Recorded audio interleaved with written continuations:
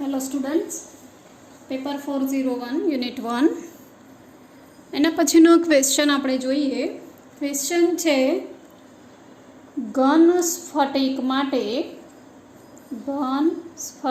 માટે કદ સ્થિતિસ્થાપકતા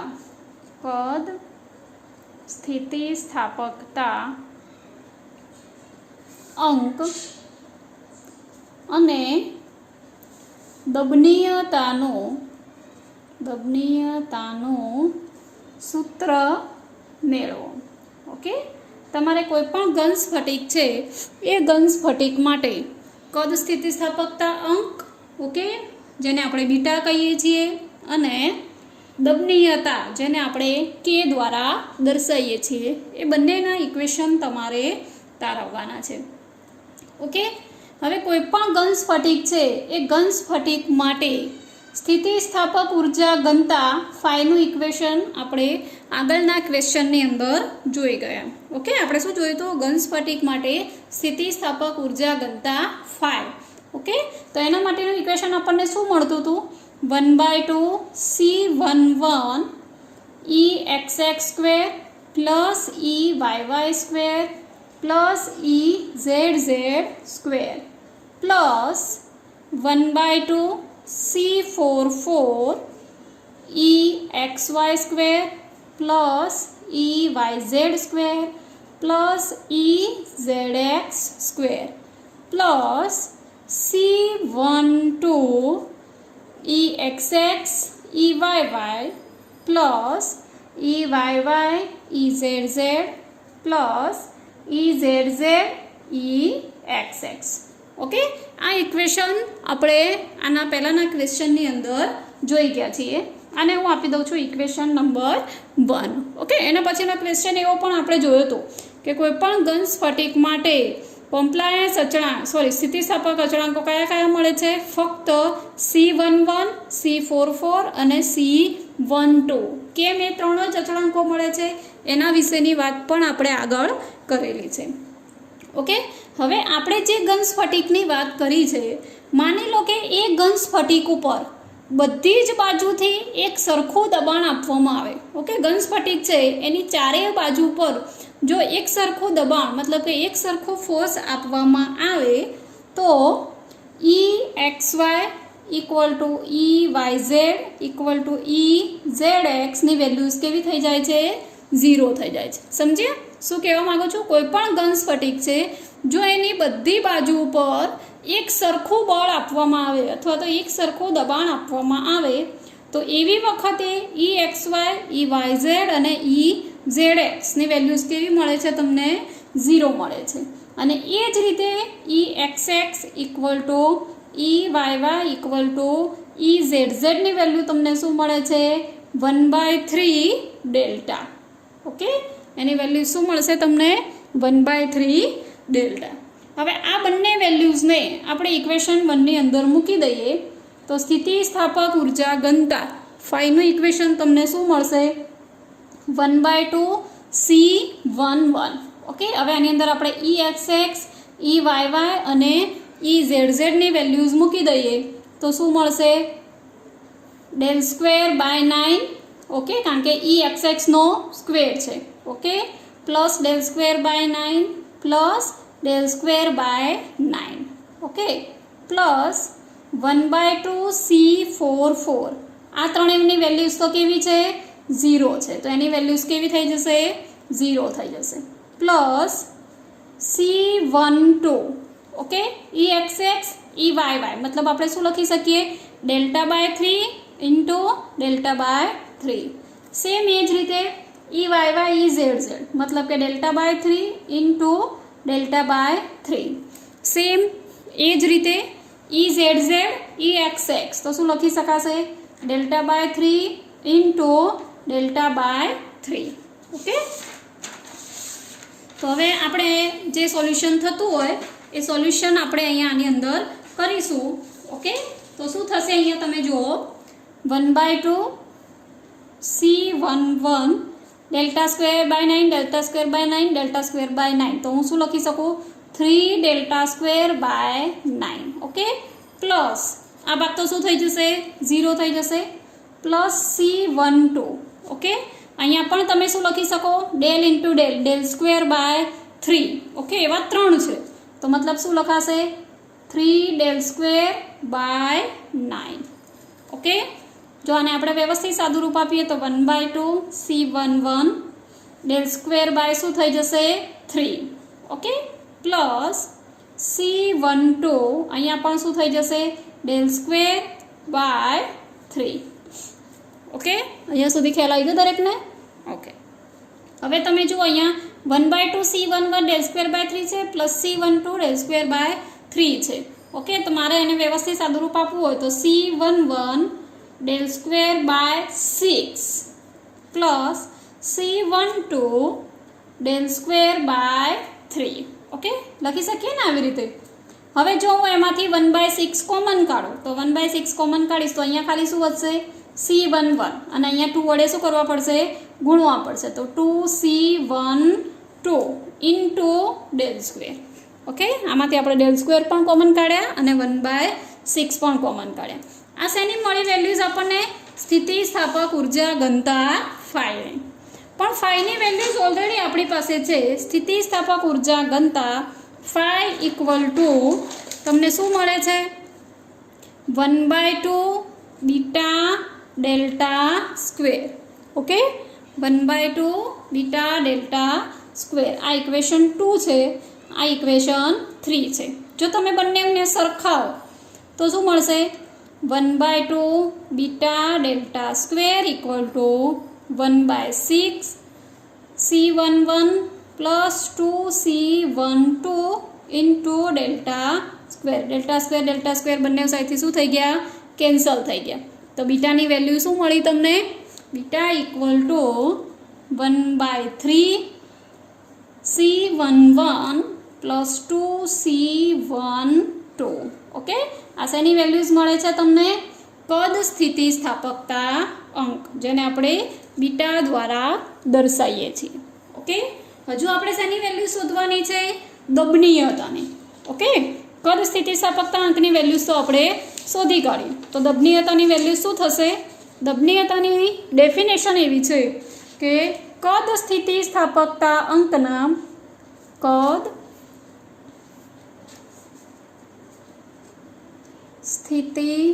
સ્થિતિસ્થાપકતા અંકના વ્યસ્તને દબનીયતા કે કહે છે. ઓકે, મતલબ કે તમને જે બીટા મળ્યો એ બીટાના વ્યસ્તને આપણે શું કહીશું? દબનીયતા. મતલબ લખી શકો કે કે ઇક્વલ ટુ 1/બીટા. હવે બીટાની વેલ્યુઝ ઓલરેડી આપણી પાસે છે. ઓકે, બીટા ઇક્વલ ટુ તો શું છે? 1/3 C11 પ્લસ 2C12. તો કેની વેલ્યુ શું થશે? હું ડાયરેક્ટ લખી શકું છું 3/C11 પ્લસ 2C12. ઓકે, આ શેની વેલ્યુઝ મળી તમને? દબનીયતાની. તો ઘણીવાર તમારે 4 કે 5 માર્ક્સના ક્વેશ્ચન પૂછાય છે કે કદ સ્થિતિસ્થાપકતા અંક અને દબનીયતાનું સૂત્ર મેળવો. ઓકે, તો તમારે બંનેનું ઇક્વેશન તારવવું પડે. અથવા તો ઘણીવાર તમને આવું ઇક્વેશન પણ આપે છે કે સાબિત કરો કે beta equal to 1/3 C11 plus 2C12. Okay, એવી રીતે પૂછે તો પણ આનો આન્સર સેમ આવશે. Okay, hello students, paper number 401નો છે યુનિટ 1. ઓકે, યુનિટ 1ના આગળના ક્વેશ્ચનની આપણે ક્લાસમાં ચર્ચા કરેલી છે. આજે આપણે સમજીશું પ્રસરણ. પ્રસરણને આપણે ઇંગ્લિશમાં કહીએ છીએ કે ડાયલેશન. ઓકે, એટલે એક્ઝામમાં તમારે ઘણીવાર પૂછાય છે કે ભાઈ ડાયલેશન એટલે શું? તો સૌથી પહેલાં આપણે એની ડેફિનેશન જોઈએ. ડેફિનેશનમાં શું આવે છે કે delta equal to V dash minus V upon V. Okay, પ્રસરણને આપણે ડેલ્ટા દ્વારા દર્શાવીએ છીએ. તો આની તમે ડેફિનેશન શું આપી શકો કે એકમ કદ દીઠ કદમાં થતા ફેરફારને આપણે શું કહીએ છીએ? પ્રસરણ અથવા તો ડાયલેશન. ઓકે, ફરીથી રિપીટ કરું છું. એકમ કદ દીઠ કદમાં થતા ફેરફારને શું કહેવામાં આવે છે? ડાયલેશન. ઓકે, આપણે જ્યારે વિકૃતિ અને પ્રતિબળની વાત કરી, ઓકે, એ વખતે આપણે OXYZ કાર્ટેશિયન યામ પદ્ધતિની વાત કરેલી હતી.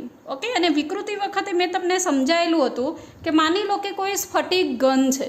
ઓકે, જ્યારે એ ઘનનું કોઈ પણ પ્રકારનું આપણે વિરૂપણ કરેલું નથી, મતલબ કે એ કેવી અવસ્થામાં છે?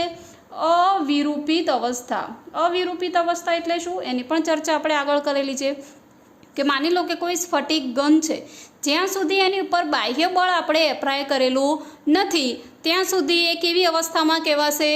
અવિરૂપિત અવસ્થામાં. ઓકે, અને એ સ્ફટિક ઘન જ્યારે અવિરૂપિત અવસ્થામાં હતો, ઓકે, ત્યારે એના જે લંબાઈ હતી એ કેટલી હતી? એકમ સદીશો I, J અને K હતા.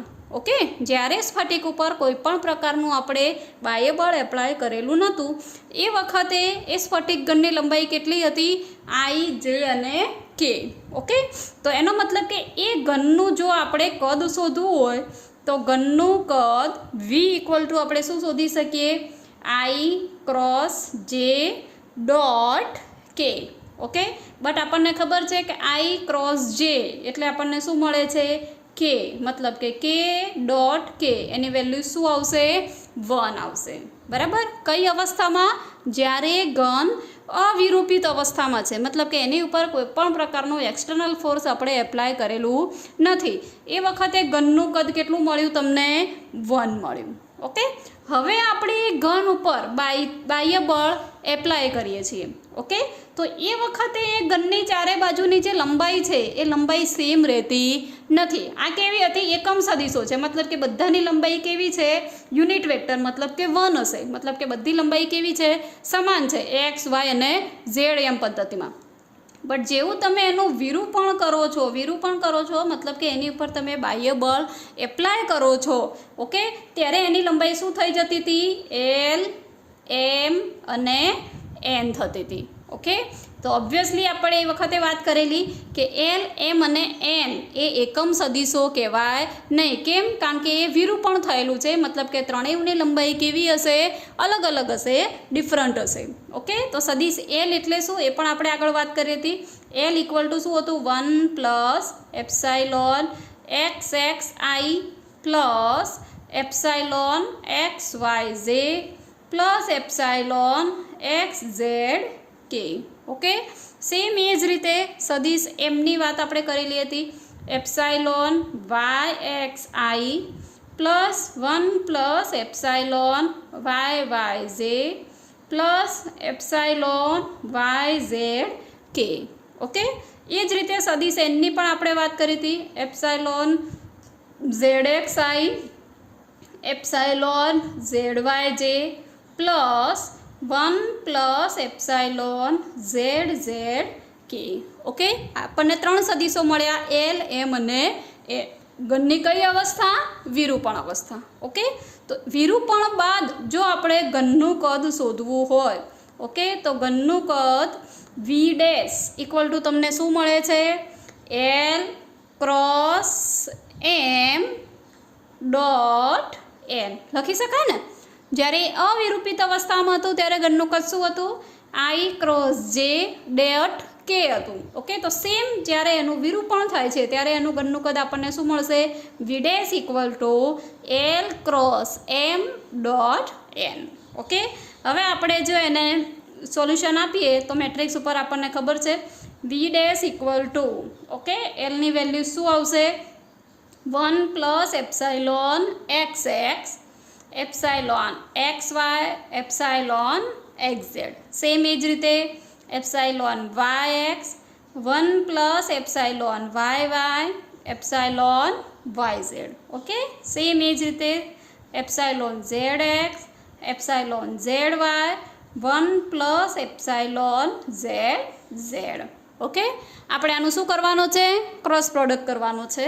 ઓકે, તો પહેલાં આપણે 1 પ્લસ એપ્સાઇલોન XX લઈએ તો 1 પ્લસ એપ્સાઇલોન XX, તો કૌંસમાં શું આવશે? ખબર છે ને? આપણે ક્રોસ પ્રોડક્ટ લેવાનું છે. 1 plus epsilon YY into 1 plus epsilon ZZ minus આ બંનેનો ગુણાકાર થશે epsilon yz into epsilon zy. Okay, ખ્યાલ આવ્યો એટલા સુધી? ઓકે, હવે વચ્ચેનું પદ આવશે માઇનસ એપ્સાઇલોન xy. ઓકે, તો એની અંદર કૌંસમાં શું આવશે? xy એટલે કયાનો ગુણાકાર થશે? આ બંનેનો. ઓકે, તો શું થશે કૌંસમાં? Epsilon yx 1. Okay, epsilon yx કૌંસમાં 1 પ્લસ એપ્સાઇલોન zz માઇનસ આ બંનેનો ગુણાકાર epsilon yz epsilon zx. Okay, હવે કયું પદ વધ્યું? છેલ્લું પદ. ઓકે, તો પ્લસ એપ્સાઇલોન xz કૌંસમાં શું આવશે? ઓકે, આ બંનેનો ગુણાકાર થશે epsilon yx epsilon zy minus epsilon zx 1 plus epsilon yy. Okay, હવે આપણે જો આનું થોડું વ્યવસ્થિત સોલ્યુશન આપીએ, ઓકે, તો એ સોલ્યુશન શું આવશે? 1 પ્લસ એપ્સાઇલોન xx. ઓકે, આપણે શું કરવાના છે? બધા ગુણાકારવાળા પદોને અલગ કરી દેવાના છે. ઓકે, તો 1 plus epsilon yy plus epsilon zz plus epsilon yz epsilon zy. Okay, minus epsilon yz epsilon zy. Okay, minus epsilon xy કૌંસમાં શું થશે? Epsilon yx plus epsilon yx epsilon zz minus epsilon yz epsilon zx. Okay, અને last પદ તમારું epsilon xz કૌંસમાં શું આવશે? Epsilon yx epsilon zy minus epsilon zx minus epsilon yy into epsilon zx. Okay, મેં કશું જ નથી કર્યું. આપણે જે ગુણાકારવાળા પદો છે એ ગુણાકારવાળા પદોને મેં શું કરી દીધા છે? છૂટા પાડી દીધા છે. ઓકે, હવે આપણે એને અલગ કરીએ તો v' ઇક્વલ ટુ, હવે આની અંદર જે એપ્સાઇલોનના ગુણાકારવાળા જેટલા પદો છે એ બધાની વેલ્યુઝ કેવી હોય છે? ખૂબ જ નાની હોય છે. ઓકે, તો આપણે જે ગુણાકારવાળા પદો છે એ બધા પદોને આપણે શું કરી કાઢીશું? અવગણી કાઢીશું. ઓકે, કારણ કે એની વેલ્યુઝ કેવી હશે? ખૂબ જ નાની હશે. તો જેટલા પણ આ ગુણાકારવાળા પદો છે એ બધા પદોને આપણે અવગણીએ તો ઘનનું કદ v' ઇક્વલ ટુ ફક્ત તમને શું મળશે? 1 plus epsilon xx plus epsilon yy plus epsilon zz. Okay, આની અંદર આ જેટલા પણ ગુણાકારવાળા પદો હતા એ બધા જ પદોને આપણે શું કરી દીધા? અવગણી કાઢ્યા. ઓકે, તો વિરૂપણ બાદ ઘનનું કદ તમને કેટલું મળે છે? v' equal to 1 plus epsilon xx epsilon yy plus epsilon zz. Okay, તો હવે આપણે ડાયલેશન ડેલ્ટા શોધવું હોય તો ડેલ્ટા ઇક્વલ ટુ શું છે? v' minus v upon v. Okay, તો v'ની વેલ્યુ આપણી પાસે છે 1 plus exx eyy plus ezz. Okay, minus 1. Okay, vની વેલ્યુ શું છે? 1 છે અપોન 1. ઓકે, તો ડાયલેશન ડેલ્ટા ઇક્વલ ટુ તમને શું મળે છે? ડાયલેશન ડેલ્ટા ઇક્વલ ટુ શું મળશે? exx plus eyy plus ezz. Okay, તો ઘણીવાર તમારે 3 કે 4 માર્ક્સમાં ક્વેશ્ચન પૂછાય છે કે ભાઈ ડાયલેશન ડેલ્ટા એટલે શું અથવા તો પ્રસરણ એટલે શું? સમજાવો. તો તમારે અહીંયા સુધીનો આન્સર એમાં આપવો પડે. ઓકે, હેલો સ્ટુડન્ટ્સ, આજનો આપણો ક્વેશ્ચન છે સ્ફટિક માટે 36 સ્ટીફનેસ અને કોમ્પ્લાયન્સ અચળાંકોના સમીકરણ મેળવો. ઓકે, મતલબ કે આપણે સ્ટીફનેસ અચળાંક શું છે અને કોમ્પ્લાયન્સ અચળાંક શું છે એના માટેના ઇક્વેશન તારવવાના છે. તો આપણને બધાને ખબર છે હુકનો નિયમ. ઓકે, હુક નામના વૈજ્ઞાનિકે શું કીધું હતું કે પ્રતિબળ જે છે એ વિકૃતિના સમપ્રમાણમાં છે. ઓકે, પ્રતિબળ વિકૃતિના સમપ્રમાણમાં છે. તો પ્રતિબળને આપણે શેના દ્વારા દર્શાવીએ છીએ? સિગ્મા દ્વારા. ઓકે, તો સિગ્મા પ્રપોઝનલ ટુ વિકૃતિને શેના દ્વારા દર્શાવીએ છીએ આપણે? ઈ દ્વારા. ઓકે, તો સિગ્મા પ્રપોઝનલ ઈ. હવે આપણને ખબર છે કે જો પ્રપોઝનલનું નિશાન કાઢવું હોય, ઓકે, તો તમારે કોઈ કોન્સ્ટન્ટ એની અંદર મૂકવો પડે. તો હું મૂકી દઉં છું કે sigma equal to C into E. Okay, જ્યાં સિગ્મા શું છે? પ્રતિબળ, ઈ એ વિકૃતિ છે અને સી એ કોઈ કોન્સ્ટન્ટ છે. હવે આપણે જ્યારે પ્રતિબળ અને પ્રતિબળના ઘટકોની વાત કરી, ઓકે, તો આપણે પ્રતિબળના કેટલા ઘટકો મેળવેલા? 9 ઘટકો. ઓકે, અને સેમ એ જ રીતે વિકૃતિના પણ 9 ઘટકો આપણે આગળ સાબિત કરેલા છે. ઓકે, તો પ્રતિબળના 9 ઘટકો કયા કયા હતા? પહેલો હતો સિગ્મા XX. ઓકે, તો જો સિગ્મા XX મારે લખવું હોય તો અહીંયા હું લખી શકું sigma XX equal to C11 EXX plus C12 EYY plus C13 EZZ plus C14 EYZ plus C15 EZX plus C16 EXY. Okay, આ શું છે? પ્રતિબળ, આ છે વિકૃતિ અને આ એનો કોન્સ્ટન્ટ છે. સેમ એ જ રીતે મારે જો સિગ્મા YY લખવું હોય, ઓકે, તો હવે તમને આઈડિયા આવી જ ગયો હશે કેવી રીતે આપણે લખી શકીએ.